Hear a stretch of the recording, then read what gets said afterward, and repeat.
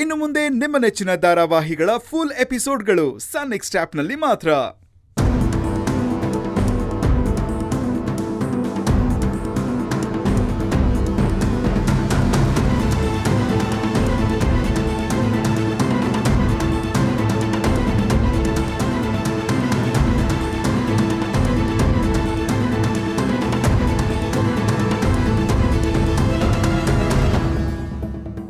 ಬೀಗ್ತಿಯಮ್ಮ, ನಿಮ್ ಕೋಪ ನ್ಯಾಯವಾಗೇ ಇದೆ. ಮುಗ್ದೋಗಿರೋ ವಿಷಯಕ್ಕೆ ಮತ್ತೆ ಯಾಕೆ ಮನಸ್ತಾಪ ಮಾಡ್ಕೋಬೇಕು? ನಿಮಗೆ ಕೋಪ ಇದ್ರೆ ಒಂದು ಮಾತು ಬೈದ್ಬಿಡಿ, ಆದರೆ ಮಾತಾಡದೆ ಮಾತ್ರ ಇರಬೇಡಿ. ನಿಮಗೆ ಯಾರು ಇಲ್ಲಿ ಬರಕ್ಕೆ ಹೇಳಿದ್ದು? ಮೊದಲು ಅದನ್ನ ಹೇಳಿ.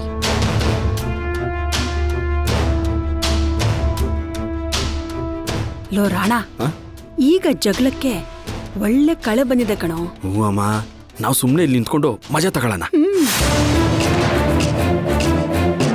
ನಿಮ್ಮನ್ನ ಯಾವುದೇ ಕಾರಣಕ್ಕೂ ಒಳಗಡೆ ಸೇರಿಸ್ಕೋಬಾರ್ದು ಅಂತ ನನ್ನ ಮಗ ಆರ್ಡರ್ ಮಾಡಿದ್ದಾನೆ. ಅವನಿಗಿಷ್ಟ ಇಲ್ಲದೆ ಇರೋರು ಯಾರು ಇಲ್ಲಿರೋದು ಬೇಡ. ಮರ್ಯಾದೆಯಿಂದ ಆಚೆ ಹೋಗ್ಬಿಡಿ. ಹೋಗಲ್ಲ ಆಗಲ್ಲ ಅಂತೇನಾದ್ರೂ ಹಠ ಮಾಡಿದ್ರೆ ಇಲ್ಲಾಗೋದೇ ಬೇರೆ. ಅಯ್ಯೋ ಬೀಗ್ತಿಯಮ್ಮ, ಕರೆಯಕ್ಕೆ ನಿಮ್ಗೆ ಯಾವ ಯೋಗ್ಯತೆನೂ ಇಲ್ಲ.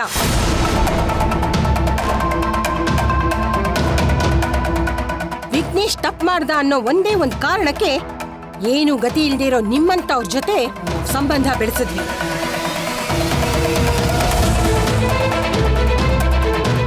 ಹಾಗಂತ ಎಲ್ಲಾನು ಸಹಿಸ್ಕೊಂಡಿರಕ್ಕಾಗಲ್ಲ. ನಿಮ್ ಮಗಳು ರಾಧಿಕಾ ಯಾವತ್ತಾದ್ರೂ ನನ್ನ ವಯಸ್ಸಿಗೆ ಬೆಲೆ ಕೊಟ್ಟಿದ್ದಾಳ? ಇವಳಿಗೆ ನನ್ನ ಮುಂದೆ ನಿಂತ್ಕೊಳ್ಳೋ ಯೋಗ್ಯತೆನೂ ಇಲ್ಲ. ಅಂಥದ್ರಲ್ಲಿ ನೀವೆಲ್ಲ ಮನುಷ್ಯರ ಅಂತ ನನ್ನನ್ನೇ ಕೇಳ್ತಾಳೆ. ಇದೆಲ್ಲ ನಾನ್ ಕೊಟ್ಟಿರೋ ಸದರ. ಇನ್ಮೇಲೆ ನಿಮ್ಮನ್ನೆಲ್ಲ ಕಾಲ್ಗೆ ಹಾಕೊಳ್ಳೋದನ್ನ ಬಿಡ್ತಾರಲ್ಲ, ಆ ಜಾಗದಲ್ಲೇ ಬಿಡ್ಬೇಕು.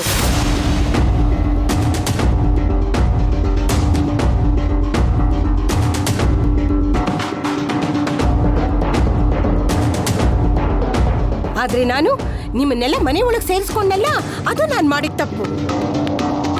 ನನಗೆ ಎಷ್ಟು ಅವಮಾನ ಮಾಡಿದ್ರು ಅದನ್ನ ನಾನು ಸಹಿಸ್ಕೋತಾ ಇದ್ದೆ. ಆದ್ರೆ ನನ್ನ ಕಣ್ ಮುಂದೆನೆ ನನ್ನ ಮಗನ ಮೇಲೆ ಕೈ ಮಾಡಿದ್ರಲ್ಲ, ಅದನ್ನ ನನಗೆ ಸಹಿಸ್ಕೊಳಕ್ ಆಗ್ತಾ ಇಲ್ಲ.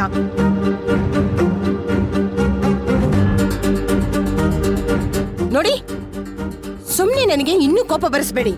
ಮೊದಲಿನಿಂದ ಹೊರಟೋಗಿ.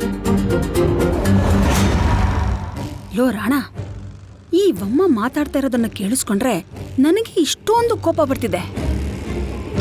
ಆದ್ರೆ ಈ ರಾಧಿಕಾ ಮತ್ತೆ ಅವಳ ಮನೆಯವ್ರು ಮಾತ್ರ ಒಳ್ಳೆ ಕಲ್ಲು ಬಂಡೆ ನಿಂತಂಗ್ ನಿಂತಿದಾರಲ್ಲ, ಇದು ನಿಜವಾಗ್ಲೂ ಅವರೇನಾ?